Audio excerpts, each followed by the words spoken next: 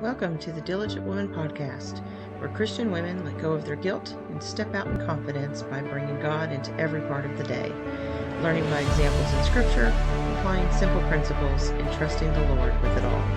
I am Angela Legg of thediligentwoman.com, and I welcome you to grow in grace and truth one step at a time. Let's get started.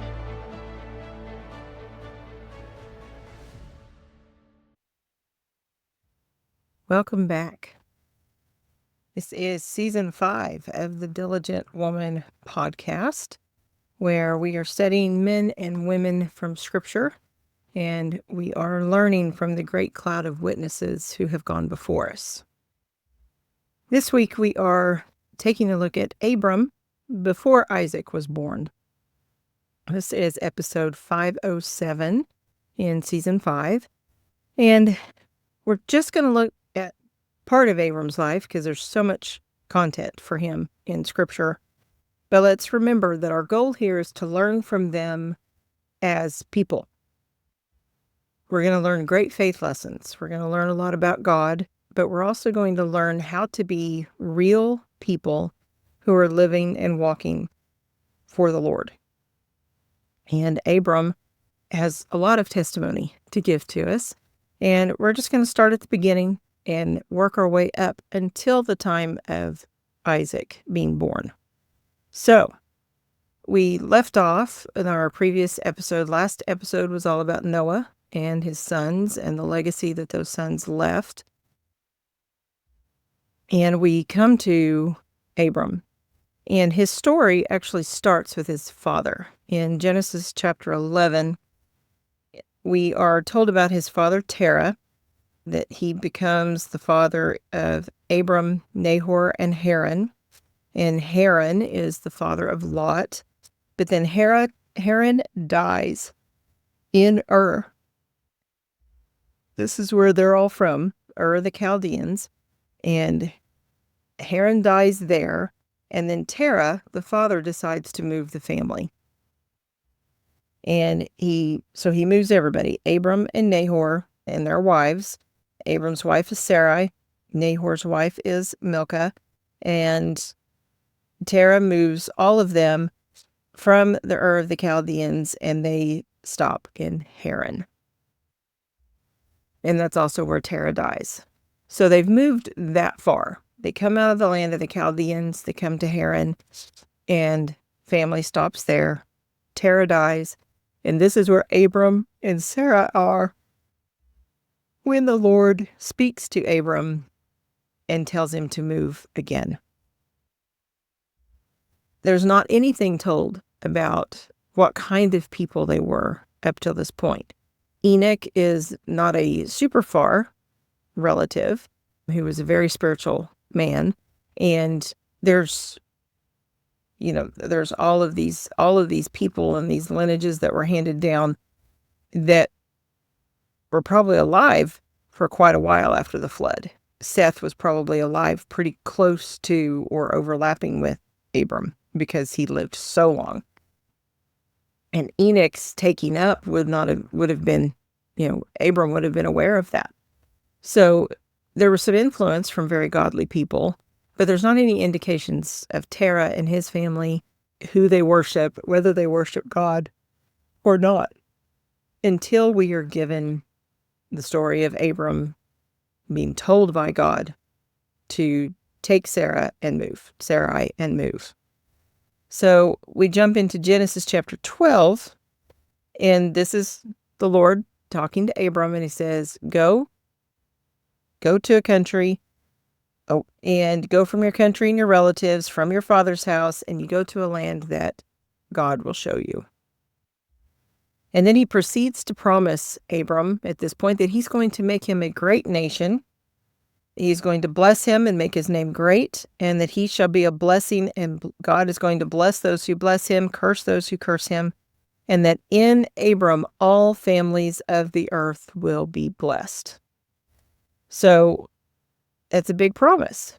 It's not super specific. God's going to get more specific as he goes along. But here he tells him, I'm going to make you a great nation. We already have been told that Sarai is barren. They have no children. And we are going to learn that this, at this point, Abram is about 75 years old when this happens. So Sarai is 65, he's 75. They don't have any children to this point. So already their hopes of children is probably dashed. But they do live longer than we do. So they might see some hope as they go forward, but it's not something that they're expecting. So God comes and he promises this to them, and he says, and to your descendants, I'm going to give this land. When they come into Canaan, Abram builds this altar, and God says, this is the land I'm going to give to your descendants. And pay attention to that. He's going to make Abram a great name and a great nation, and he's promised his descendants this land. Abram is going to sojourn in it, but he's not going to own it. He's not going to realize that promise. So Abram builds an altar, and he builds an altar there to the Lord who had appeared to him. I think that, this is how it's referred to. He recognizes that it's God, but as he goes forward, his way of referring to God changes as his faith deepens. So at this point, he's just acknowledging that someone bigger is interacting with him. But he builds an altar, and then he proceeds and he moves on, and he moves on to Bethel and Ai, and he builds another altar, and there he built an altar, and then he journeys on to the Negev. He moves on through, he goes all the way through Canaan, and there comes to be a famine in the land. And so they do what everybody did at that time. If you lived close to Egypt, you went to Egypt when you had a famine because Egypt had food. But Abram has a concern. He talks to Sarai and says, you are a beautiful woman. And when the Egyptians see you, they will say, this is his wife, and they will kill me, but they will let you live. So please tell them that you're my brother instead, so that they won't kill me to take you. Already, this right here, he obviously is not fully believing the promise that he's been given, because God's just told him a lot of stuff is going to happen from him. Well, how does any of that come true if he's dead? Right? So he's in the moment, he's worried for his life, and so he seeks to protect it himself instead of trusting that the God who promised him all of these things would obviously protect him and keep him alive to make those things happen. So Pharaoh does see Sarai and does take her and wants to take her for wife. And he presents a dowry to Abram, and he pays for her. But the Lord struck Pharaoh and his house with great plagues because of Sarai, Abram's wife. I think it's important to point out here that the perception in the room, just because Pharaoh was mistaken about whether or not she was free to marry, did not make it okay to go ahead and marry her. God knew who she belonged to. And God very much wants who the father is of the one who comes from Abraham and Sarah to be without question. And so here he protects her and protects her virtue. He strikes Pharaoh and his house with great plagues because of Sarai. And Pharaoh wants to know why Abram did this to him. And so he goes, why did you tell me that she was your sister and not your wife? And I took her to be my wife, but then here, take her back, y'all go. And he commanded his men concerning him, and they escorted him away. So Abram and Sarai get to leave with all of their belongings. Her virtue is intact. There's not going to be any questions about whether or not a child came from this interaction because of the lack of faith. So they move on. So there's our first picture of Abram.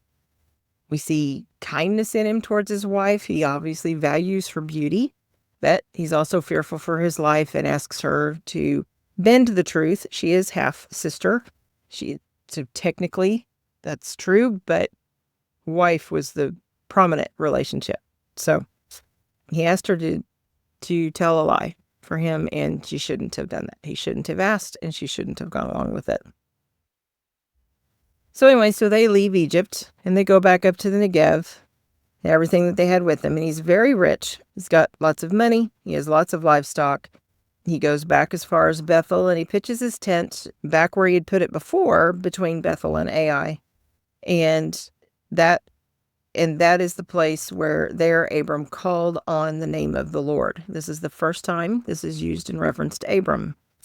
So here he's worshiping God, and this is the first reference to that. Then his nephew Lot has been traveling with them, but now Lot and his people are far too numerous, and his herds are too numerous, and Lot's men and Abram's men are fighting over land and water for all of the livestock. And they need to come up with a solution. And so Abram tells him, all right, look around you. You pick a direction. You go one way, and I will just go the other. Just pick where you want to go. And Lot sees the valley and how green it is. He says it's like the garden of the Lord. And very rich, would be very good for raising his livestock on. And so he goes and he pitches his tent towards the city of Sodom, and Abram takes his livestock and he moves the other direction. And then here comes the Lord again. And he tells Abram in this moment where he is now separated from his nephew, and he's moving into obviously a less beneficial piece of land, at least visually. God says, I will take care of you. I will make sure that you prosper. And he says, and by the way, look every direction, north, south, east, and west. As far as your eye can see, all of this land will come to your people.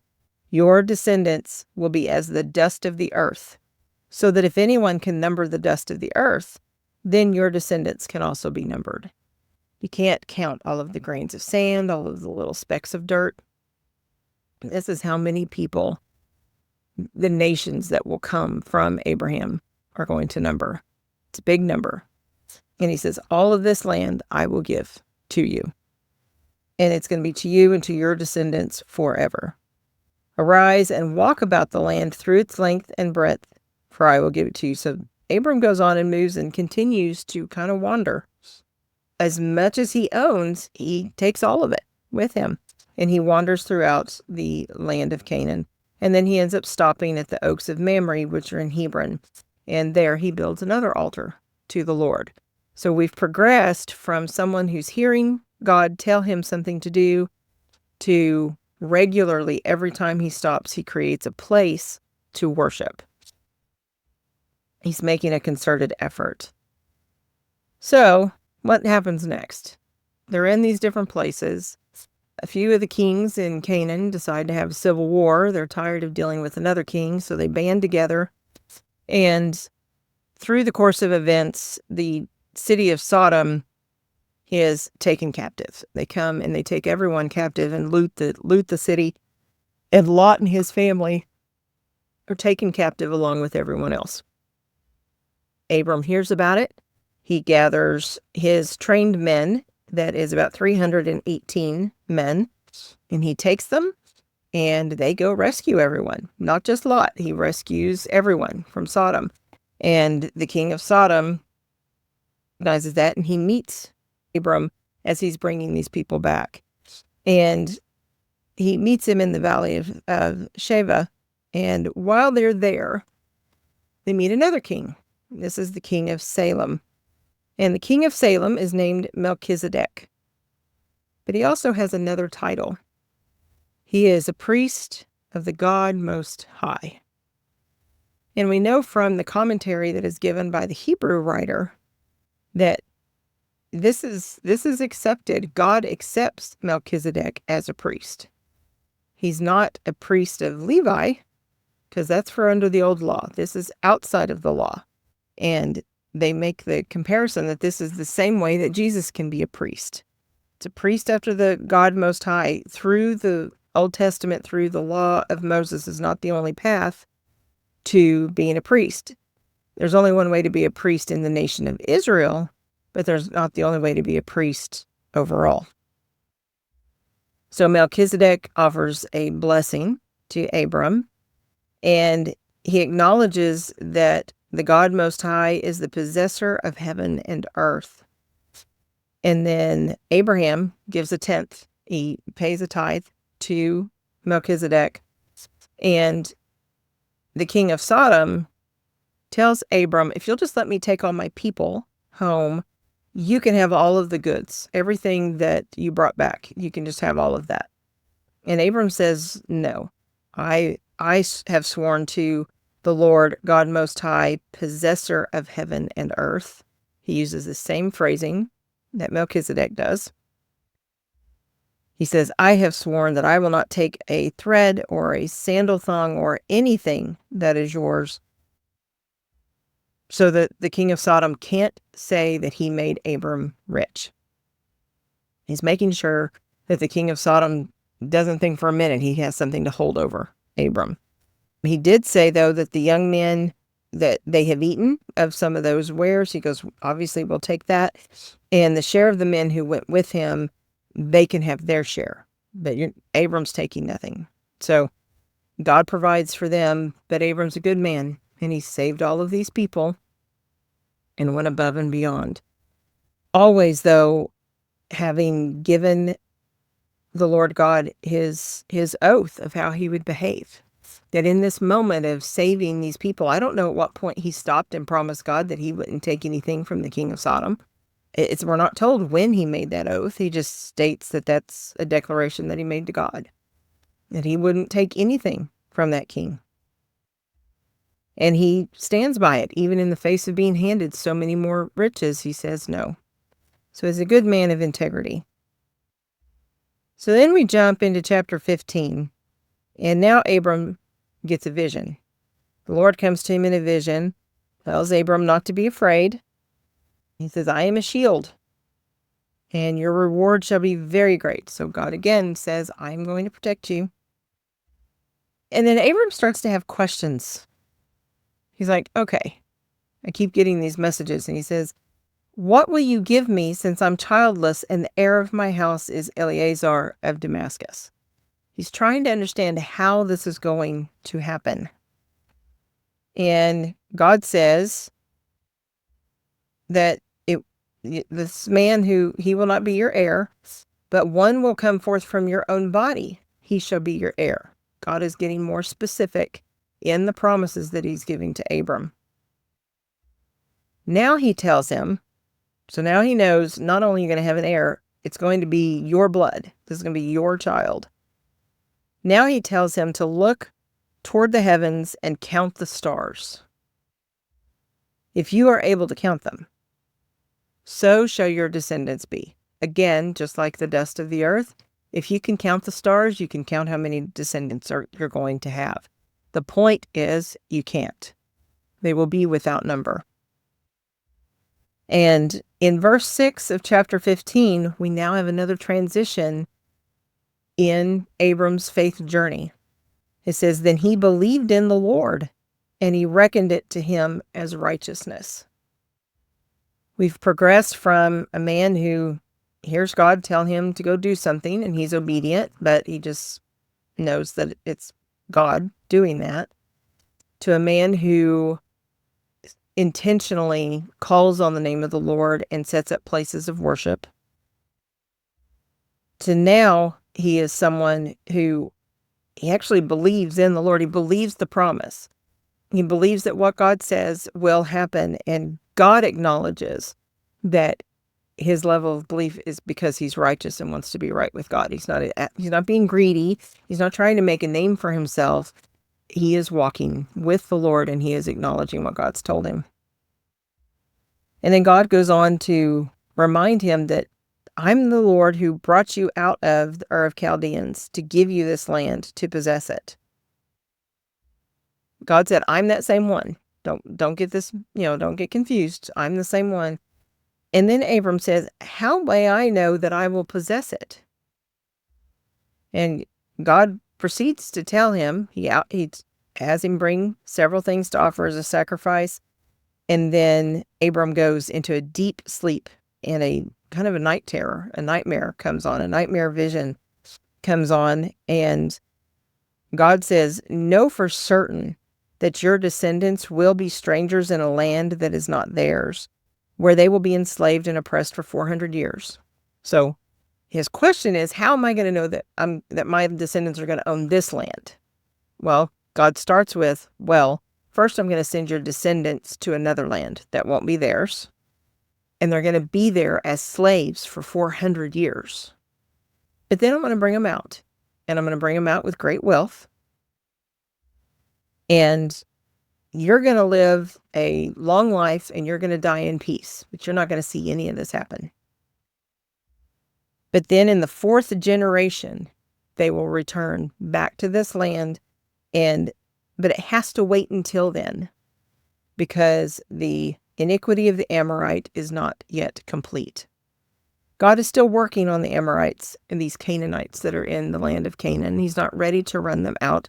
Their sin is not complete. So it's not time for Abram and his people to take possession, but they will. There will come a day. God's working towards it, but he's being long-suffering with the Amorites right now. So then when the sun had set, it was very dark, and there appeared a smoking oven and a flaming torch which passed between these pieces. And then God makes a covenant. He's driving home that someone bigger is making these promises. It's not just a voice, right? Abram is feeling fear. He is observing big things that are happening. He's being shown great visions that could only happen from God. And he shows them this, and then he makes a covenant.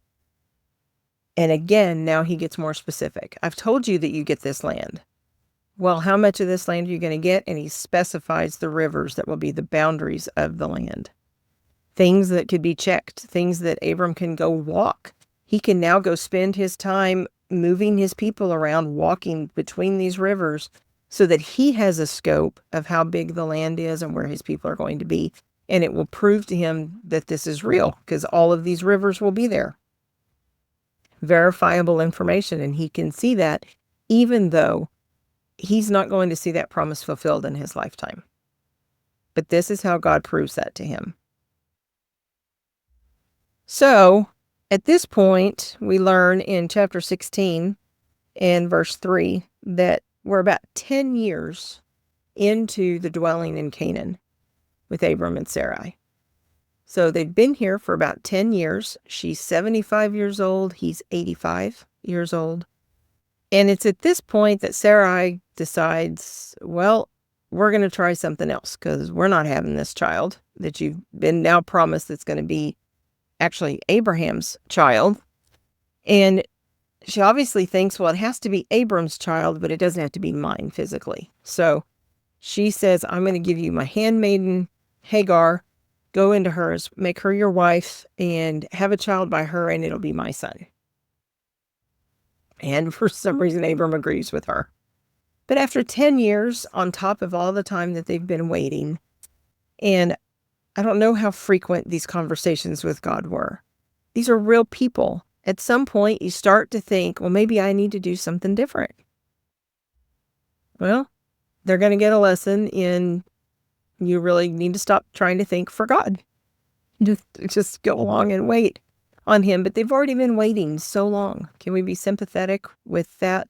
That how hard it is to wait when you're wanting something, but it's not coming. You've been told that it's coming, but it still hasn't shown up. And now we're 10 years down the road.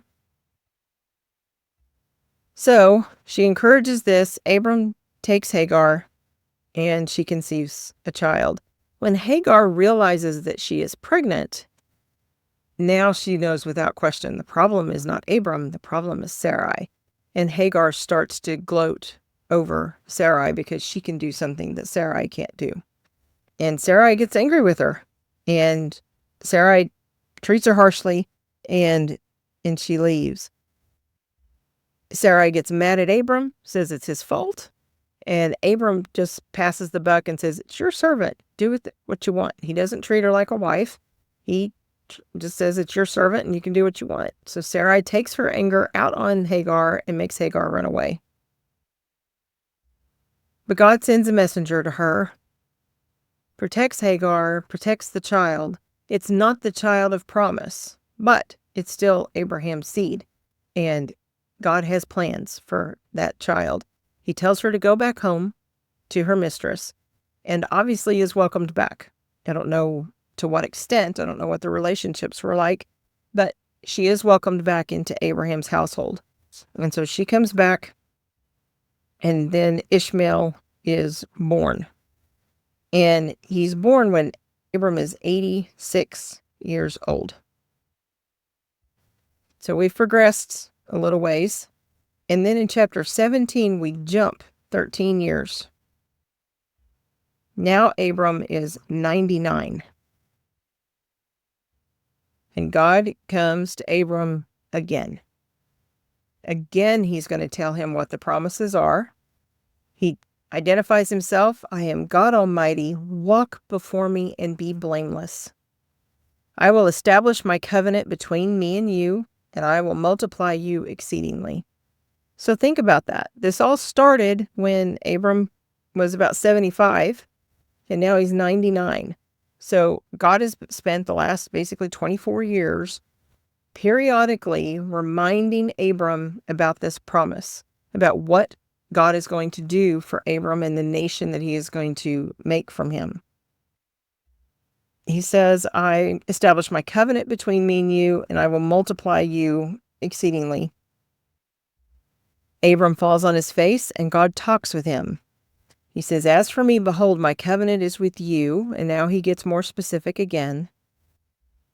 And you will be the father of a multitude of nations. No longer shall your name be called Abram, but your name shall be Abraham. For I have made you the father of a multitude of nations. I will make you exceedingly fruitful, and I will make nations of you, and kings will come forth from you. Covenant between me and you and your descendants after you throughout their generations for an everlasting covenant. I'm going to give them the land of Canaan for their everlasting possession and be their God. And then he tells them that they need to be circumcised, that there's going to be this reminder for them about this covenant relationship that they have, and that all of the men need to be circumcised, and that this going forward will be something that is done to every boy when he is 8 days old. Sarai is also given a new name, and she is made Sarah. So now Abram has become a leader of nations, so essentially a king, right? He's making him as the head of many families. And Sarah's name, she goes from being the wife of a lord to being a princess. She's moved up in rank. That she also is great, and she's going to be the mother of all these nations. So now we know this child is not only going to be Abraham's, it's going to be Sarah's. God gets more specific. So Abraham hears this. Again, I'm going to give you a son by her. Then I will bless her, and she shall be a mother of nations. It's been 13 years since Ishmael's been born. They haven't done anything else to try to have children. And Abraham falls on his face and laughs. He's like, how will a child be born to a man who's 100 years old and Sarah who is 90? So at the time that this child would be born, we're going to be 190. How's that going to work? And he says, oh, that Ishmael might live before you. God said, no. Your wife will bear you a son, and you shall call his name Isaac. And I will establish my covenant with him for an everlasting covenant for his descendants after. So again, this very good man that God is deemed as righteous because of his faith, who has continued to spend these 24 years walking with the Lord, doing the things that he's called to do. But he's still human. He still makes mistakes. He still tries to figure things out for himself, and then God has to go, nope, it's not how that works. You can't make this work for me. This is my plan, not your plan. And Abraham's still walking, but still shocked. He's still like, how does this work? We're far beyond childbearing years. And he promises that Ishmael will also be great nations, but these are not the nations that are the promise that he's been making. The promise is going to be with that son that he's going to name Isaac, and this is the covenant. Abraham takes Ishmael and all of the men of the household, and they're all circumcised. And then they establish that visible covenant that is between them that will forever mark them as God's people. So they are circumcised. And then at some point, it's got to be within the same year because of the age range and the things that have to be happening. But sometime later in those years, it says, now the Lord appeared to Abraham. And it's 3 men who come. And if towards the end of this reading in chapter 18, we learn that it's the Lord and 2 angels, 2 messengers of God. So these 3 people who look like men come to visit Abraham and Sarah. They're on a mission. They're on their way to deal with something, but they're stopping to see Abraham along the way. And they have something for them. Abraham sees the men, he welcomes them, and he goes and runs and tells Sarah to make bread. And then Abraham goes and makes the meat so that they can provide food for these men. While the men are eating, they ask where Sarah is. He says she's in the tent inside. And they tell them, okay, well, I will return to you at this time next year, and behold, Sarah will have a son. So he's already had a conversation with God once that this promise is going to be made, and he laughed about it. And I could kind of imagine that he maybe didn't say anything to Sarah about it, because why get her hopes up? Because he's really not too sure about that. And we've got all this circumcising to do, and there's other things to do, so we'll just move on. But Abraham's sitting here. They are old, advanced in age, and Sarah is past childbearing. Well, Sarah in the tent hears the conversation, and she laughs to herself. She goes, after I've become old, am I also going to be able to have this pleasure with my Lord? Meaning Abraham. And the Lord said to Abraham, why did Sarah laugh? Is anything too difficult for the Lord? At the appointed time, I will return to you, and at this time next year, and Sarah will have a son. So we know we're within a year of these things happening. Sarah denies it, but the Lord tells her, I know, you did laugh. And so the men get up, and they're leaving. Abraham's walking them out, and the 2 men go ahead, but the Lord stays. And it kind of gives us a little bit of a thought to himself, where the Lord contemplates, how can I go do what I'm getting ready to do and not share it with Abraham? And I think his thought process about Abraham is enlightening to us about Abraham, because this is what God thinks of Abraham. He says, shall I hide from Abraham what I am about to do, since Abraham will surely become a great and mighty nation, and in him all the nations of the earth will be blessed? For I have chosen him, so that he may command his children and his household after him to keep the way of the Lord by doing righteousness and justice, so that the Lord may bring upon Abraham what he has spoken about him. And the Lord said, the outcry of Sodom and Gomorrah is indeed great, and their sin is exceedingly grave. I will go down now and see if they have done entirely according to its outcry, which is come to me, and if not, I will know. So the other 2 men leave, and they head towards Sodom, while Abraham's still standing here with the Lord. And somehow Abraham's aware now that this has something to do with Sodom and Gomorrah. And he asks the Lord, he goes, are you going to sweep the righteous away with the wicked as well as just everyone going to die? He goes, what if there are 50 righteous in the city? Are you going to kill them along with the evil people? And he says, far be it from you to do such a thing, to slay the righteous with the wicked, so that the righteous and the wicked are treated alike. Far be it from you. Shall not the judge of all the earth deal justly? Abraham can't fathom how a righteous judge would punish the innocent the same as he would punish the guilty. And the Lord tells him, if there are 50 righteous in Sodom, I won't destroy it. Well, Abraham keeps going. He goes, well, okay, but what if there's only 40? I won't destroy it if there's 40. What if there's 30? And he keeps going. And every now and then he interjects. He goes, I don't want to make you angry. I'm not trying to push. I'm just, obviously he's worried about this. He goes all the way down until 10. What if there's only 10? And I'm sure in his mind he's thinking Lot is there and Lot has family.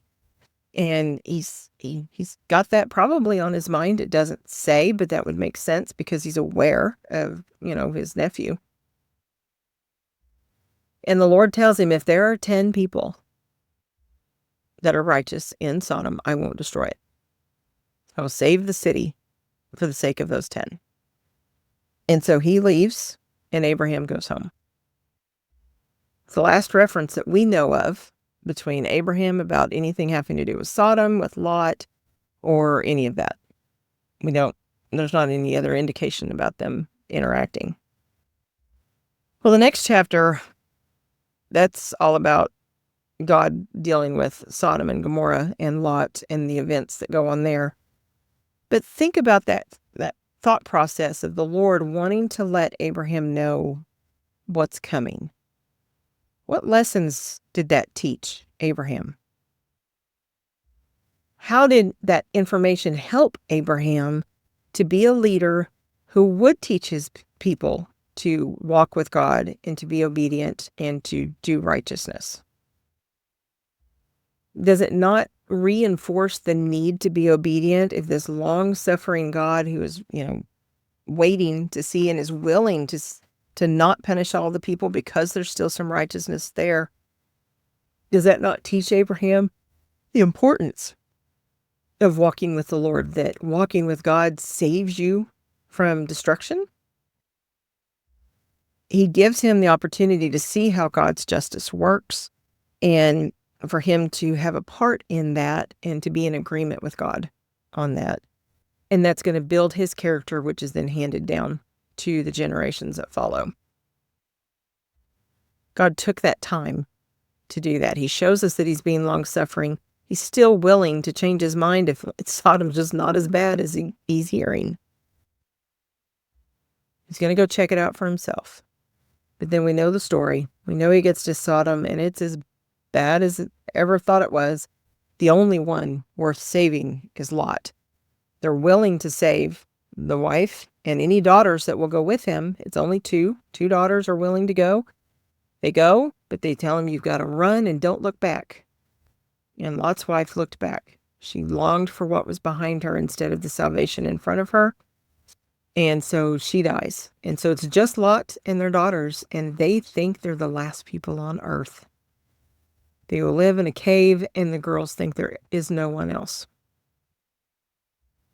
Well, Abraham moves on from there. After these events, they're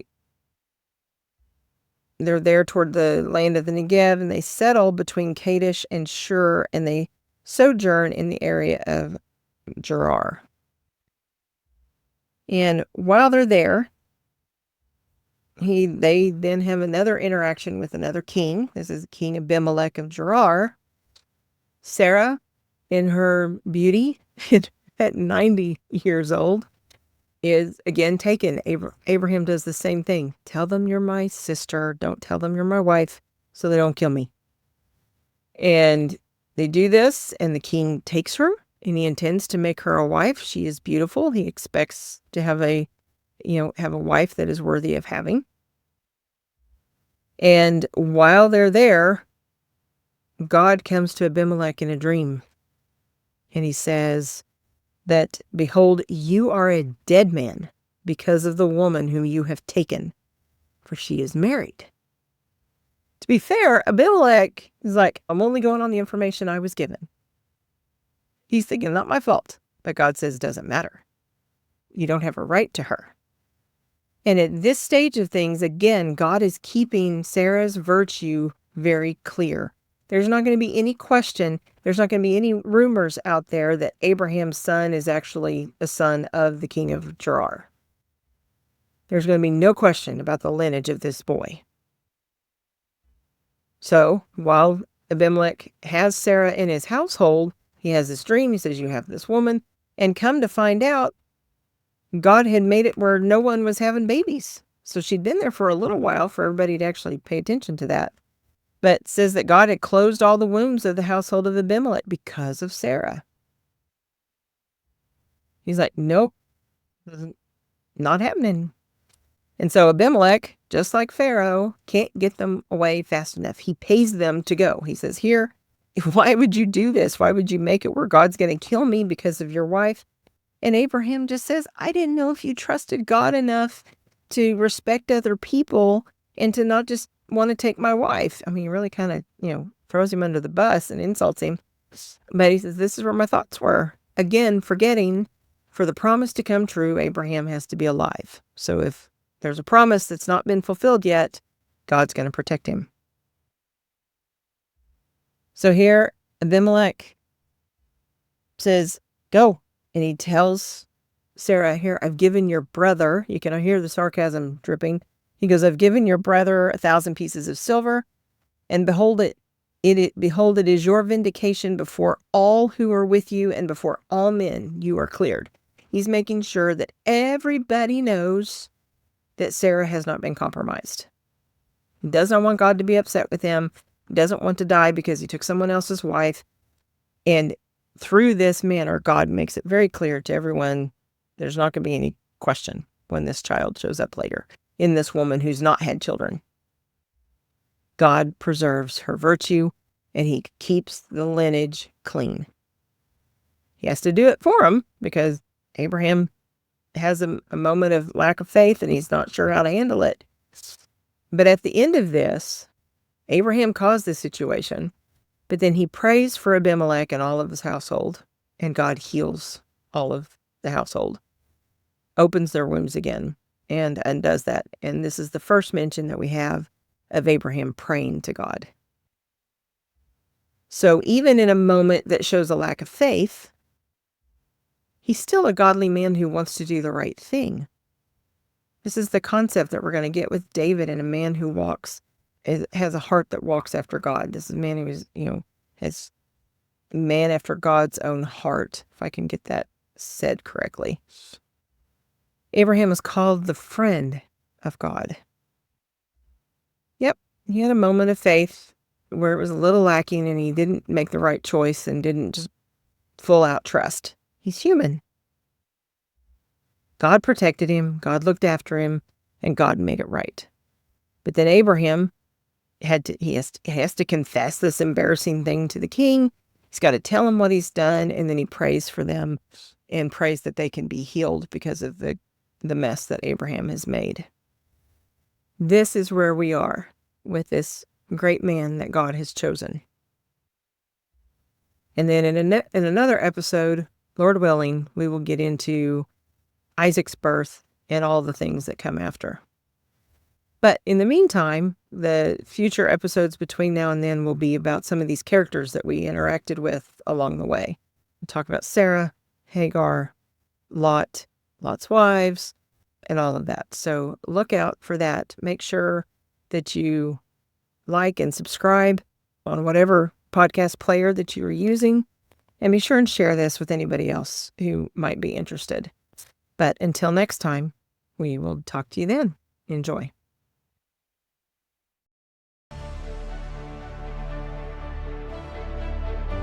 Thanks for joining me today on the Diligent Woman podcast. Please subscribe to be notified of new episodes and share those with your friends. Until next time, enjoy.